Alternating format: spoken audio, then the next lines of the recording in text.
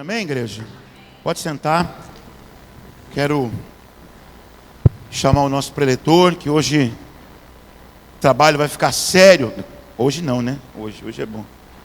Amém. Já está sendo sério, né? Mas hoje a gente tem aí 2 porções de maná para receber. Então receba. Vamos orar pelo pastor Leandro. Estenda a sua mão para cá mais uma vez. Senhor, nós mais uma vez queremos colocar em tuas mãos a vida do teu servo. Nós já temos orado, pedimos, mas mais uma vez oramos. E que a tua graça, Senhor, possa estender sobre a vida dele mais um momento. Que ele seja novamente, como ele tem sido, um instrumento nas tuas mãos para a edificação da tua igreja. Nós oramos a ti em nome de Jesus. Amém. Boa noite, queridos. Antes de mais nada, eu quero falar para vocês o seguinte: eu vou sortear um livro, não agora, no final da segunda palestra. Então você tem que ficar até o fim, tá bom? Mas não julgue o livro pelo seu tamanho. Esse livro é sensacional, vocês vão gostar muito. Quem for o sorteado ou a sorteada vai gostar bastante, o que é uma igreja saudável, tá bom? Vamos lá. A segunda coisa que eu quero tratar com vocês é a ideia de que não existe cristão sem pertencimento. Nós devemos ser ou estarmos inseparáveis da igreja local, da nossa comunidade. Existe uma tendência profundamente enraizada no coração humano, e ela é mais sutil do que parece. É o que poderíamos chamar de individualismo piedoso. Nós queremos Deus, mas muitas vezes sem as pessoas. A gente quer um relacionamento com o Senhor que não nos obrigue a lidar com a feiura da humanidade caída do nosso próximo. A gente quer uma fé que nos eleve a um patamar elevado, mas que não nos exponha em público. A gente quer uma piedade que não nos confronte. A gente quer um evangelho que nos salve do inferno, mas desde que eu não me comprometa com o meu irmão que está do lado. A gente quer salvação, mas a gente não quer convivência. Nós queremos o perdão de Cristo, mas a gente não quer o compromisso com o corpo de Cristo. Nós queremos, em última análise, um Cristo sem a sua noiva. É isso aí, por mais absurdo que pareça. À primeira vista, você até pode tentar encontrar argumentos puros. Não, é porque eu estou focado naquilo que realmente importa. Mas nós precisamos ser biblicamente honestos. Isso não é espiritual, de maneira alguma. Isso é uma distorção bíblico-teológica do que Deus desenhou para a sua igreja. É uma amputação do propósito eterno de Deus. Porque a cruz, ela nunca termina com você. Você não é a cereja do bolo de Deus. A obra de Cristo não é um beco sem saída que se encerra na sua experiência de vida. A cruz não apenas nos reconcilia com Deus, ela nos reconcilia uns com os outros. Como o apóstolo Paulo nos ensina lá em Efésios 2, dos versículos 14 a 16, Cristo é a nossa paz. Ele não apenas removeu a nossa culpa diante do trono de Deus, mas como o texto lá de Efésios 2 fala, de ambos os povos ele fez um. Ele derrubou aquela parede de separação, de inimizade, para que dos dois criasse uma nova humanidade, fazendo a paz. A obra de Cristo, meus queridos, não termina no perdão individual, ela culmina na formação de um povo. Deus não está apenas colecionando indivíduos isolados como troféus na prateleira celestial. Ele está edificando um templo, um corpo vivo. Então a minha primeira ideia, ou a minha ideia com vocês neste tempo é: não existe cristão sozinho, porque Deus nunca planejou uma fé solitária.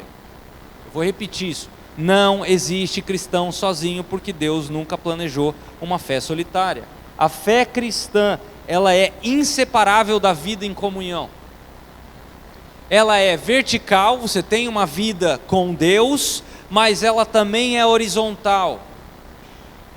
Ela é Cristo, mas também é o corpo de Cristo.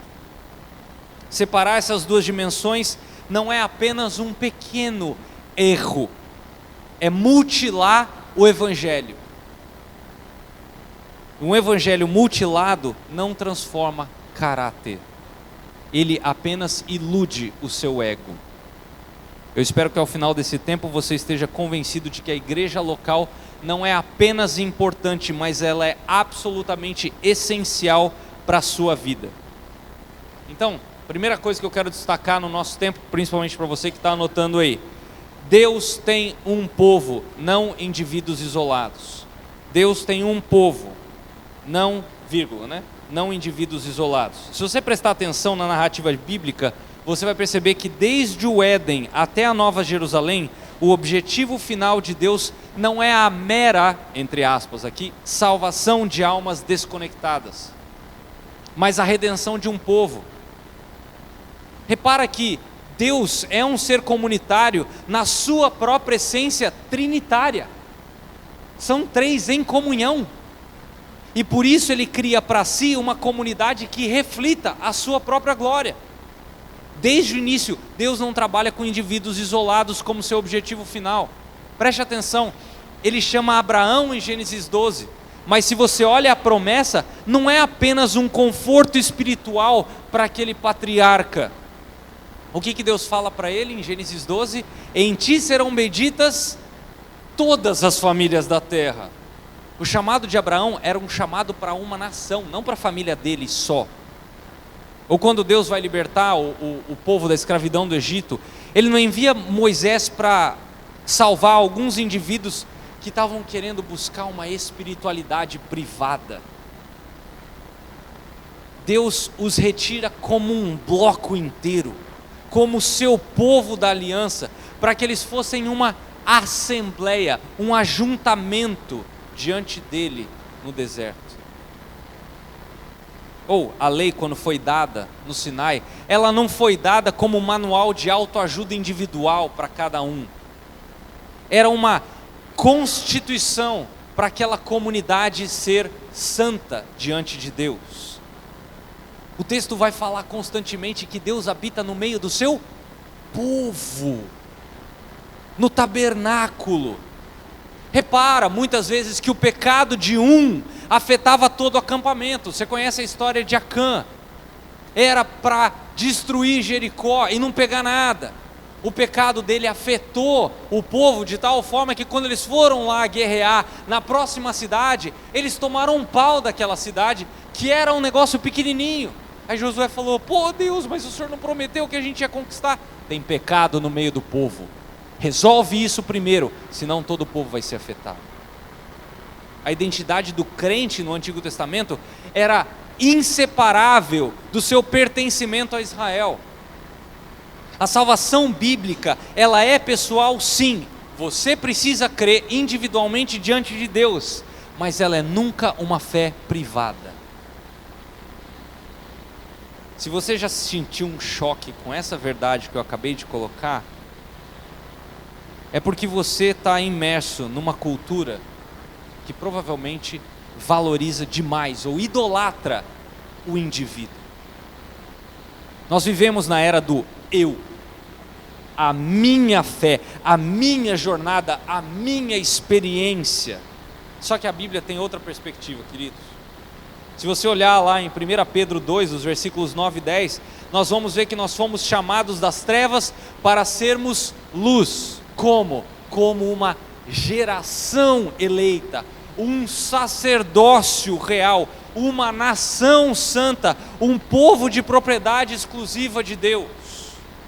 Observe os substantivos desse texto: geração, nação, povo, são termos coletivos. Não existe conversão no Novo Testamento que não resulte numa presta atenção na palavra, incorporação. Repara que lá Atos 2, descida lá do Espírito Santo em Pentecostes, Atos 2:41, vai nos dizer que foram acrescentados cerca de 3.000 pessoas. Desculpa, acrescentadas 3.000 pessoas. As pessoas não foram apenas salvas por Deus e tá bom, vai cada um para sua casa. Não, elas foram prestou atenção nisso aqui? Incorporadas numa vida comunitária. Você não é salvo para ficar solto, para viver a sua vida individual. Você é salvo para ser inserido Efésios 2:21, num edifício vivo. A salvação nos tira do isolamento do pecado, queridos, e nos coloca na geografia do reino de Deus, que se manifesta de forma concreta na igreja local. Tudo bem quanto a isso? Segunda coisa, a cruz não apenas, entre aspas, perdoa, ela une. A cruz não apenas, entre aspas, perdoa, ela une. Aqui a gente precisa ir no coração da obra de Cristo. O texto bíblico que eu quero me valer, mais uma vez, para a gente reger a nossa compreensão sobre a essencialidade da igreja, é Efésios 2. Paulo começa nos 10 primeiros versículos, tratando da nossa salvação individual. Nós estávamos mortos nos nossos delitos e pecados, mas Deus, eu adoro essa expressão, mas Deus, sendo rico em misericórdia, nos deu vida juntamente com Cristo. Essa é a base da nossa fé, a graça soberana de Deus. Só que se a gente para no versículo 10, a gente perde metade do argumento de Paulo. A partir do versículo 11, se você reparar, Paulo muda o foco do indivíduo perdoado para o povo reconciliado. Ele lembra aos gentios que estavam separados da comunidade de Israel, eles eram estranhos à aliança da promessa, às alianças da promessa, só que agora em Cristo, o que estava longe foi trazido para perto. A cruz, ela resolveu dois problemas simultaneamente: o problema vertical, a nossa culpa diante de Deus, e o problema horizontal, a nossa divisão uns com os outros. Cristo derrubou, o texto vai falar, o muro, a parede de separação, no versículo 14. Você lembra que no templo de Jerusalém tinha o muro físico que impedia os gentios de se aproximarem? Então, Cristo não só rasgou o véu que separava o pecador do Salvador, Ele destruiu o muro para que a gente tivesse acesso uns aos outros. Interessante isso, né? A obra de Cristo é inseparavelmente vertical e horizontal. A cruz produz uma nova humanidade, não apenas novos indivíduos. Grave isso. Isso confronta essa mentalidade moderna que busca os benefícios da cruz, o perdão, sem as implicações da cruz, a unidade com o corpo. Nós queremos a graça que nos justifica, mas a gente rejeita a comunidade que nos santifica. Mas como Jonathan Leeman explica, a igreja local é a vitrine do Evangelho. Se a sua fé não te aproxima da igreja, ela não te levou corretamente à cruz. Presta atenção, eu vou repetir isso aqui. Se a sua fé não te aproxima da igreja local, ela não te levou corretamente à cruz, porque a mesma cruz que te reconcilia com Deus, te anexa ao povo de Deus. Não tem como amar o rei e desprezar os seus súditos. Não tem como amar o Pai e ignorar os irmãos que Ele mesmo nos deu. A unidade da igreja local não é algo que a gente cria, é algo que Cristo conquistou na cruz. E a nossa negligência para com a igreja local é, em última análise, um desprezo pelo sangue que comprou essa igreja. Terceira coisa, a igreja é o ambiente normal da vida cristã. A igreja é o ambiente normal da vida cristã. Muitos de nós precisamos de uma reforma da nossa compreensão de doutrina de igreja, aquilo que a gente chama de eclesiologia. A igreja não é um acessório na vida cristã. Ela não é como um clube que você se associa para obter benefícios no seu tempo extra. Ela não é um bônus para os crentes mais fervorosos. A igreja local é o ambiente normal, é o oxigênio necessário para a vida cristã. A ideia de um cristão vivendo sozinho, queridos, é uma anomalia, é um distorcer do padrão bíblico. Se você olhar, por exemplo, para aquele texto conhecido lá de Hebreus capítulo 10, versículos 24 e 25, anota aí, eu vou ler para vocês. Hebreus 10, 24 e 25. O escritor de Hebreus vai nos advertir da seguinte maneira: cuidemos também de nos animar, ou nos estimular uns aos outros no amor e na prática de boas obras. Não deixemos de nos congregar, como é costume de alguns. O autor de Hebreus liga diretamente o estimular-se mutuamente, ou estimular uns aos outros ao amor, com o não deixar de congregar. Fora da reunião da igreja, o encorajamento mútuo desaparece. Uma outra coisa que nós vamos falar hoje é sobre discipulado. E não existe discipulado saudável fora da igreja local. Por quê? Porque o discipulado, ele vai exigir observação, imitação, e isso requer proximidade. Não existe maturidade bíblica no isolamento, queridos. Um cristão sozinho é um alvo fácil. Como alguém compartilhou hoje comigo, uma ovelha sozinha é uma ovelha morta. É um alvo fácil para o lobo, para o chacal, para o leão. Deus estabeleceu a igreja local como lugar onde a vida cristã acontece de forma concreta e tangível.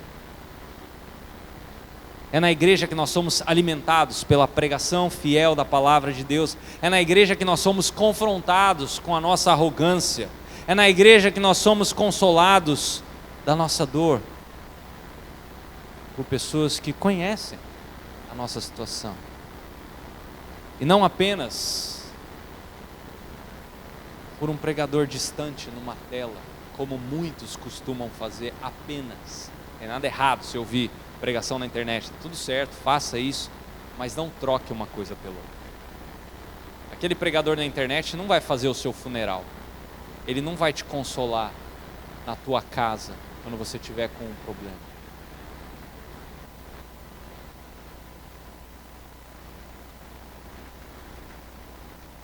A fé que ignora a igreja local, ela não amadurece, ela se deforma na sua autossuficiência.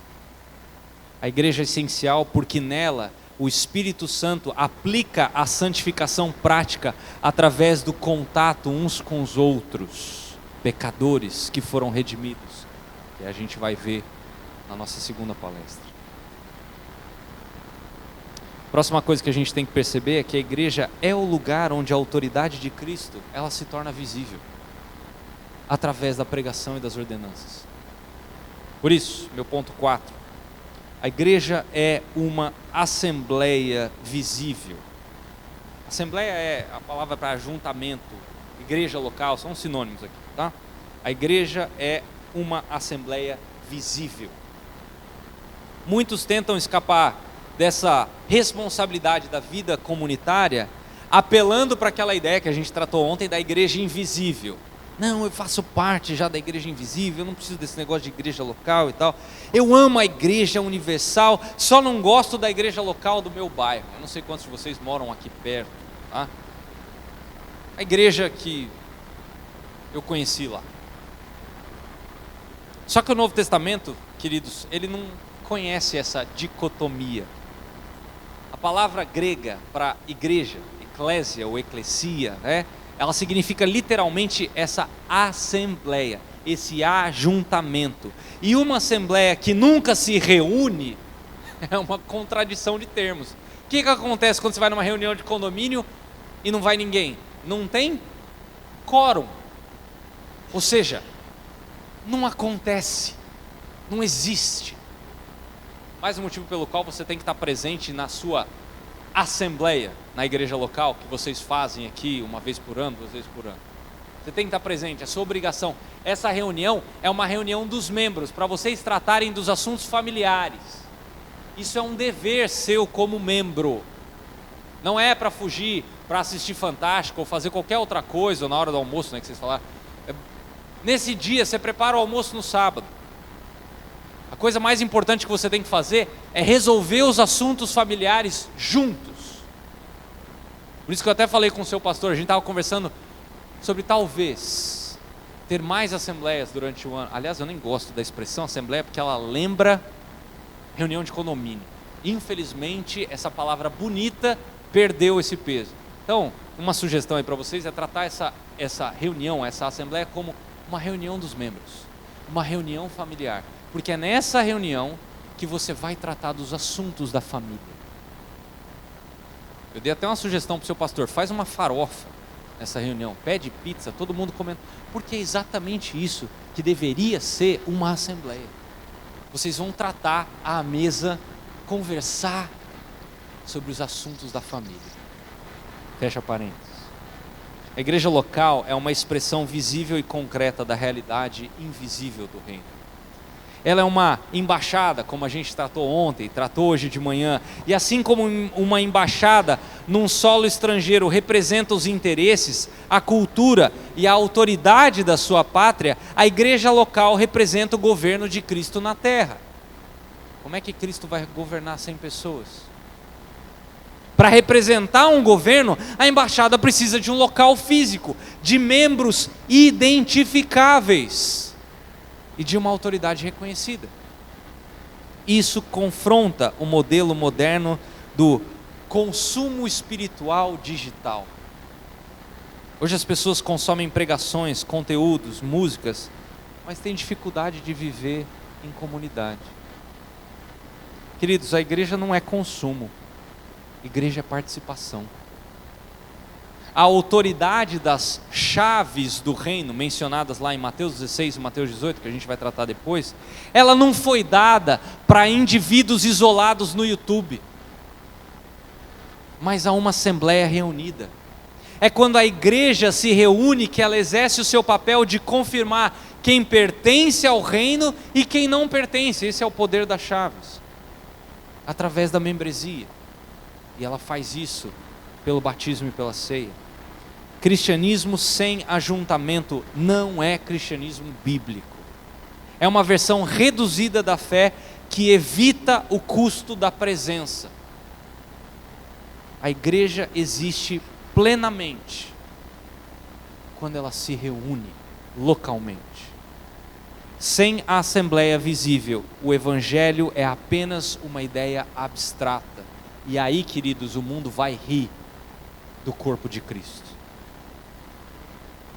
Agora, com a assembleia, com esse corpo reunido, o evangelho vira uma realidade social. E o mundo vai ter esse vislumbre da glória de Deus que a gente tratou hoje de manhã. Número 5. Deus usa a igreja local para transformar pessoas. Deus usa a igreja local para transformar pessoas. Por que Deus nos colocou em comunidade? Para viver em comunidade. Ele não poderia transformar a gente de forma individual? Não ia ser mais fácil Ele enviar o Espírito Santo para trabalhar em cada um de nós, individualmente, nas nossas próprias casas, sem a gente ter que lidar com a inconveniência das pessoas? De uma perspectiva humana, sim, ia ser mais fácil. Mas Deus, na sua infinita sabedoria, escolheu usar pessoas pecadoras, como você e eu. Olha o senso de humor de Deus aí. Queridos, a transformação mais profunda não acontece somente, ela acontece sim, pela absorção de informações bíblicas, mas ela também acontece pela convivência sacrificial com outras pessoas que não se parecem nada com você, mas que por causa da cruz nós estamos unidos. É na igreja que o nosso orgulho vai ser exposto, é na igreja local, eu estou falando de igreja local aqui, tá? É na igreja local que a nossa falta de paciência ela é revelada, e o nosso irmão, a nossa irmã vai puxar a nossa orelha, para a glória de Deus. É na igreja que nós somos desafiados a amar aquele irmão, aquela irmã, que tem opiniões políticas diferentes da minha, que tem um temperamento que me irrita. E deixa eu falar uma coisa, sabe o que é isso? Graça. Isso é graça. O que diz em Provérbios 27:17? Você sabe esse versículo de cor? A gente perdeu, né, a habilidade de decorar versículo, né? Eu decorei na revista atualizada, mas eu peguei aqui na Almeida atualizada, né? O ferro se afia com ferro, e uma pessoa pela presença do seu próximo. Para afiar o ferro, queridos, é necessário atrito, física básica, você sabe disso. O isolamento elimina o atrito. Por consequência, ele elimina o fio do ferro. Sozinho, nunca nos veríamos como realmente somos. Os casados sabem do que eu estou falando. Você não é uma pessoa hoje diferente de quando você casou? Por influência do seu cônjuge? É o ferro afiando o ferro. Isso não ia acontecer sozinho. Muitas vezes nós justificamos a nossa amargura como zelo, nosso egoísmo como não, eu estou cuidando de mim mesmo, a nossa preguiça muitas vezes de estar juntos como, não, eu preciso descansar. Só que na igreja local, a luz do evangelho vai brilhar através dos olhos dos outros, para revelar as sombras do nosso coração. Deus usa pessoas imperfeitas para transformar o meu coração e o seu coração, queridos. Pensa nas diferentes reuniões da igreja, o objetivo da gente estar junto, seja numa classe de escola bíblica, numa reunião de oração, no culto público. Esse é o desenvolver da saúde corporativa. É aí que a nossa santidade é trabalhada, o nosso amor é trabalhado, a sã doutrina é trabalhada. Nós somos moldados pelo exemplo dos mais maduros, pelo cuidado para com os mais fracos. A comunidade é a sala onde Deus opera a cirurgia da remoção do nosso egoísmo.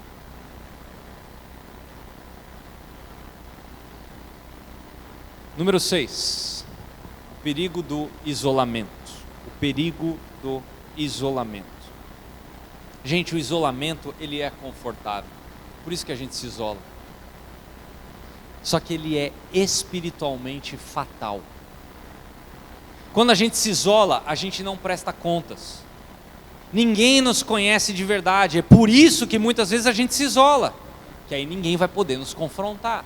Ninguém vai poder falar o que está de errado na minha vida. Isso cria uma ilusão de maturidade. Muitos crentes pensam que são muito espirituais porque eles nunca entram em conflito. Eu sou da paz. Só que a paz do isolamento não é fruto do Espírito. É apenas uma ausência de um teste que revela o seu caráter. O coração humano, segundo Jeremias, a paz do isolamento, ela não é fruto do Espírito. É apenas a ausência do teste que revela o seu egoísmo. O coração humano, como Jeremias fala, ele é mais enganoso do que todas as coisas. Não confie no seu coração. sem a vida em comunidade, esse engano ele cresce sem nenhuma resistência. Quem vive sem a igreja, vive sem a proteção que Deus instituiu. Você tem dúvida disso? Vai lá para Atos 20 e 28, anota esse versículo. Atos 20 e 28, você vai ver que os presbíteros são chamados para cuidar do rebanho que Deus instituiu. Se você não faz parte do rebanho visível, sob o cuidado de pastores visíveis, você está desprotegido contra os lobos vorazes que Paulo menciona. E pasme, eles não são virtuais, esses lobos são visíveis e reais. A membresia não é um título honorário, queridos, como muitos no passado já pensaram. Eu sou membro há tanto tempo, não. A membresia, ela, como a gente vai ver a seguir, ela é uma estrutura que Deus criou de vigilância mútua para a glória de Deus. O papel da igreja local é dar aos indivíduos a certeza ou o questionamento da sua salvação debaixo da autoridade de Cristo. Se você está pecando deliberadamente e ninguém na sua vida tem autoridade para te exortar, você está num lugar extremamente perigoso, provavelmente a caminho do inferno. O isolamento espiritual é um prenúncio da queda. Deus não nos colocou em comunidade por acaso, Ele fez isso por uma necessidade de preservação das nossas almas. Com isso, número 7, uma igreja como uma família. Uma igreja como uma família. Uma das imagens mais fantásticas, mais ricas do Novo Testamento para a igreja é a de uma família, ou uma outra expressão também usada lá em 1 Timóteo 3,15 é casa de Deus. Queridos, isso aqui muda tudo. Família não é baseada em afinidade ou preferências pessoais. Família é baseada em sangue. E no caso da igreja, é muito maior do que o seu sangue familiar, porque está baseada no sangue de Cristo. Numa família você não escolhe seus irmãos. Você nasce dentro de um contexto e precisa aprender a amar aquelas pessoas e ponto final. Você já viu alguma criança falar assim, eu não quero mais essa família, e pega a sua trouxinha e vai embora? Não existe isso. Não existe isso quando a gente é adolescente ou jovem, que os nossos pais falam isso, se você quiser viver dessa maneira, cai fora daqui. Eu já fiz isso. Eu já fui, fiquei meia hora fora, percebi que eu não tinha a mínima ideia de como me virar sozinho, aí eu voltei. Não existe isso. Você nasce dentro desse contexto, na igreja. E Deus soberanamente, na igreja local, coloca você lado a lado com pessoas que às vezes não tem nada a ver com você.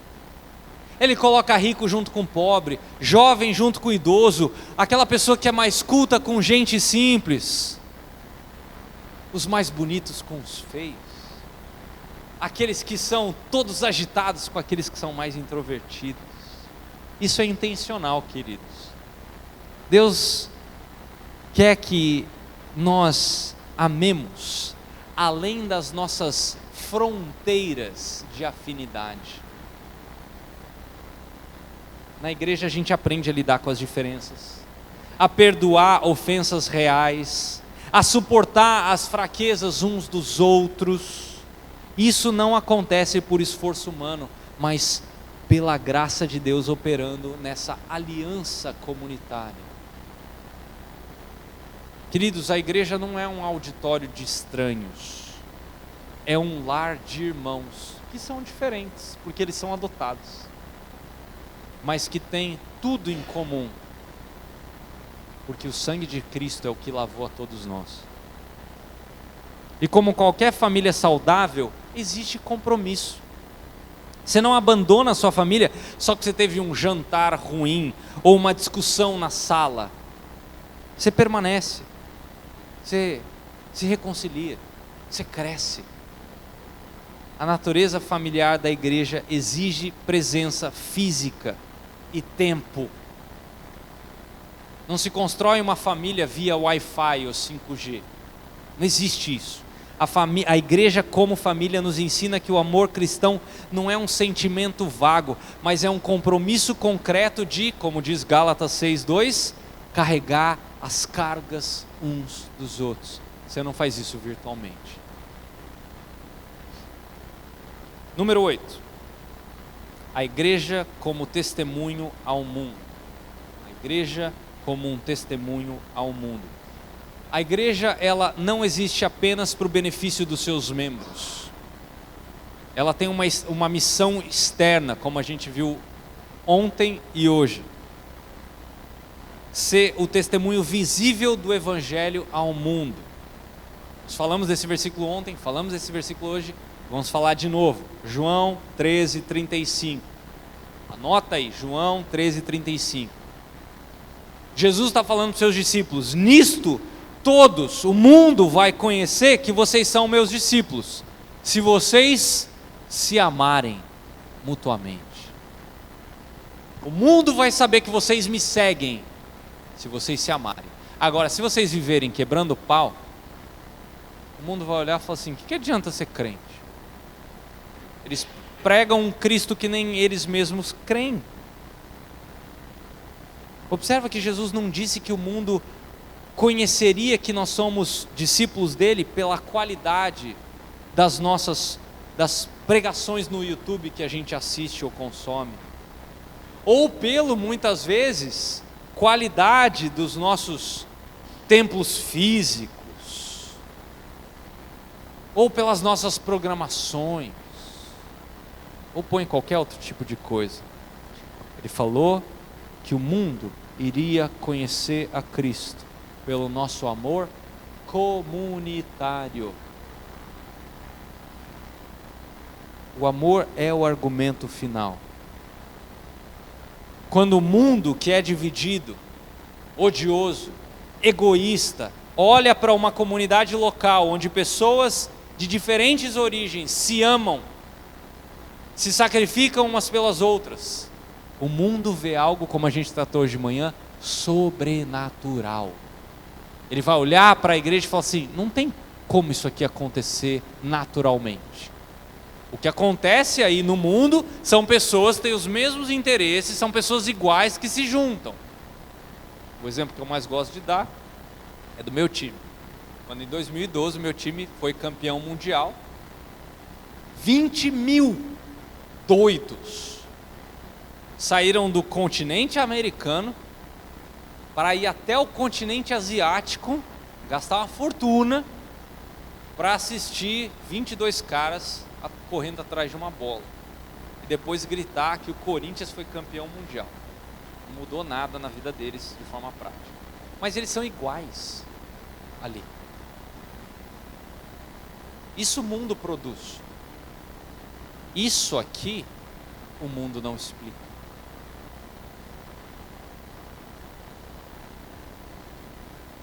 A igreja torna visível o poder invisível do evangelho. Ela não apenas proclama que Cristo nos reconcilia, ela demonstra essa reconciliação na prática, quando nós amamos uns aos outros.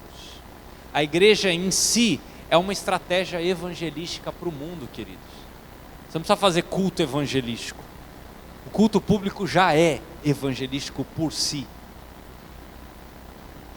Paulo vai falar lá em Efésios 3 que a multiforme sabedoria de Deus deve ser conhecida através da igreja.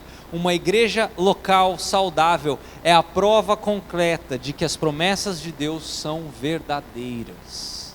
Sem a igreja, o evangelho corre o risco de ser visto apenas como mais uma filosofia vazia. Com a igreja local, o evangelho é visto como uma força de vida que transforma. Por isso, número 9, a igreja como um meio de perseverança. A igreja como um meio de perseverança. A vida cristã, gente, é uma caminhada longa, é uma maratona, né? Que muitas vezes se percorre através de vales de sombra e morte. Ninguém chega ao fim de uma corrida assim sozinho. Deus nos deu a igreja como um meio comum para a gente perseverar. Se você olhar, por exemplo, para Hebreus capítulo 3, versículo 13, nós somos exortados da seguinte maneira: pelo contrário, exortai-vos uns aos outros todos os dias, para que nenhum de vocês seja endurecido pelo engano do pecado. A perseverança é um projeto comunitário. Na igreja, quando você está fraco, o seu irmão ao seu lado que está forte, ele está ali para te dar suporte. Não é para te suportar daquele jeito que a gente pensa, né? Eu vou suportar aquele irmão chato. Não, não é isso. É dar suporte, sustentação. Quando você começa a esfriar doutrinariamente, a pregação fiel e a exortação mútua te trazem de volta para o trilho. A comunhão, queridos, não é um luxo para os momentos onde você está tranquilo. Não, agora eu vou na igreja, estou tranquilo, tenho tempo, estou de boa. Não. É a sobrevivência espiritual para tempos de guerra. E pasme, nós estamos em guerra diariamente contra esse mundo. Fora da igreja, a tendência natural do nosso coração pecaminoso é fugir, é esfriar. Na igreja, nós somos constantemente reacendidos. A vigilância mútua e o compromisso da membresia são ferramentas que Deus usa para garantir que nós terminemos bem a caminhada. A prestação de contas que nós faremos a Deus um dia no tribunal de Cristo vai incluir como nós cuidamos dos nossos irmãos na igreja. A igreja local é o lugar onde recebemos o sustento necessário para que juntos nós não naufraguemos na fé. Por fim, número 10.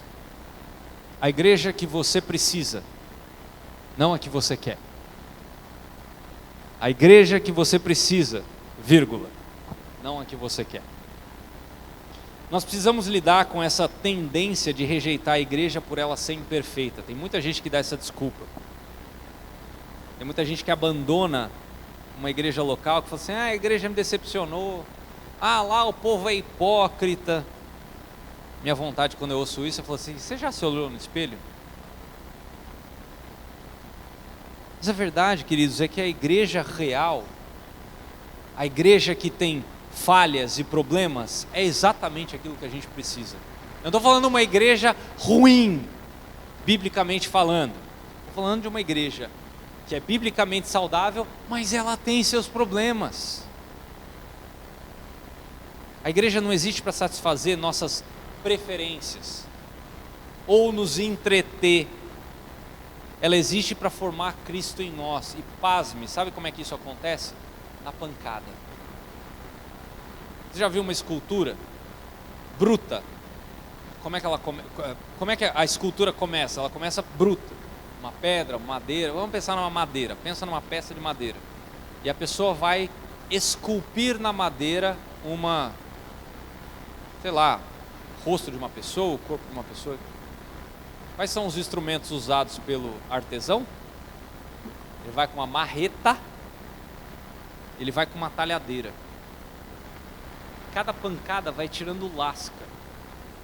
Se a madeira tivesse vida, ela ia falar: ai, ai. Mas no final, você vê a obra de arte. Isso somos nós, dentro da igreja local. Se existisse uma igreja perfeita, ela não ia exigir de você perdão, ela não ia exigir paciência, ela não ia exigir humildade, ou seja, ela não ia santificar você. A igreja real é o instrumento perfeito de Deus para nos moldar.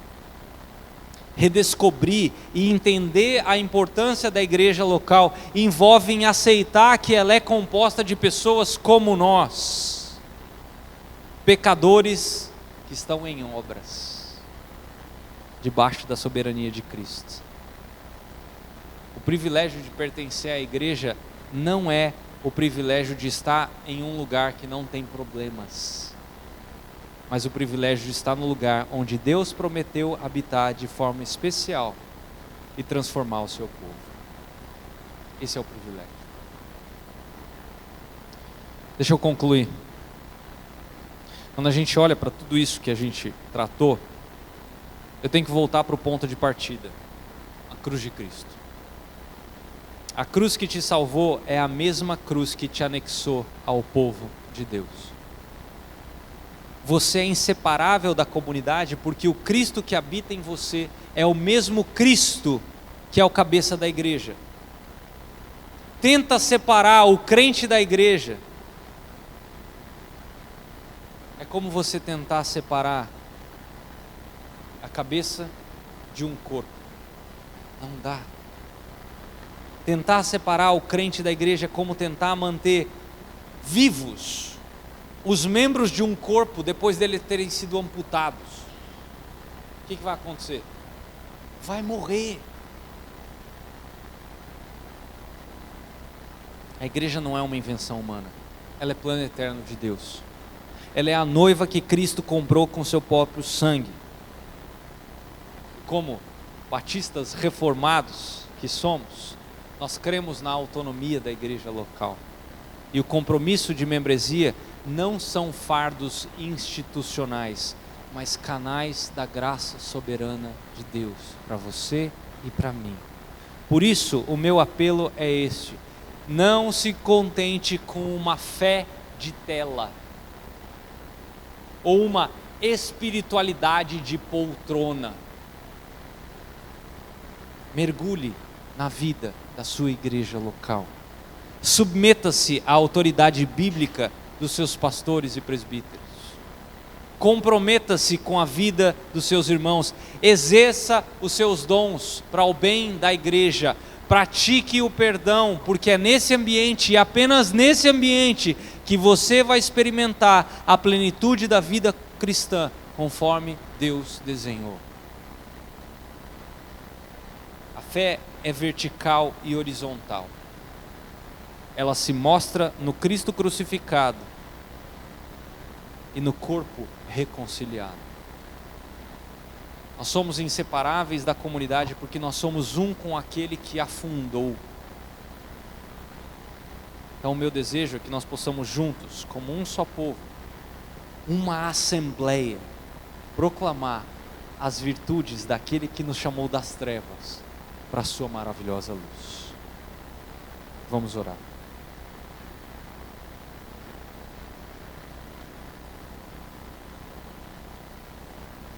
Senhor Deus, nós te louvamos porque a salvação que o Senhor nos deu em Cristo não nos isolou. Ela nos inseriu num povo. O Senhor nos tirou da morte, nos reconciliou consigo e ao mesmo tempo o Senhor nos uniu uns com os outros. Obrigado porque nós não pertencemos apenas a Ti individualmente, mas pertencemos uns aos outros em Cristo. Pai, nós confessamos que muitas vezes a gente resiste a essa realidade.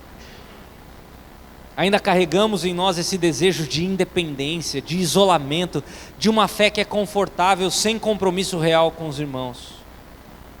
A gente muitas vezes quer proximidade sem vulnerabilidade, uma comunhão sem entrega, uma igreja sem responsabilidade.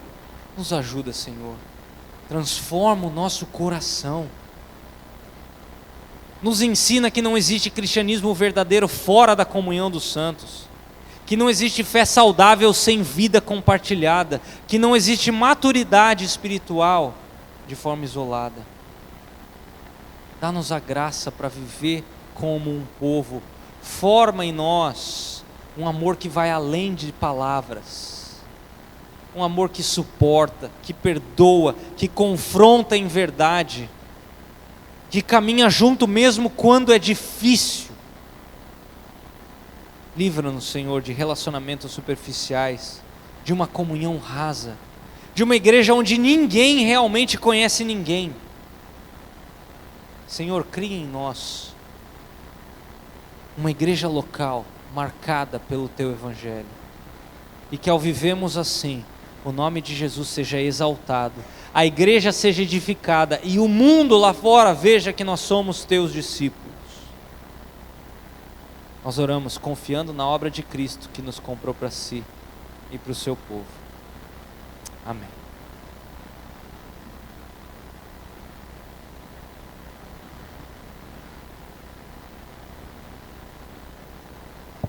Amém, meus irmãos? Recebemos umas cutucadas aí, né? Não é? Fomos, agora a gente tem que ruminar isso que nós recebemos, que é um confronto, né? Confrontar realmente essa mentalidade consumista, individualista, de que eu e Jesus nos bastamos, que eu venho ministrando à igreja. Amém? Então, rumine tudo que você recebeu aí.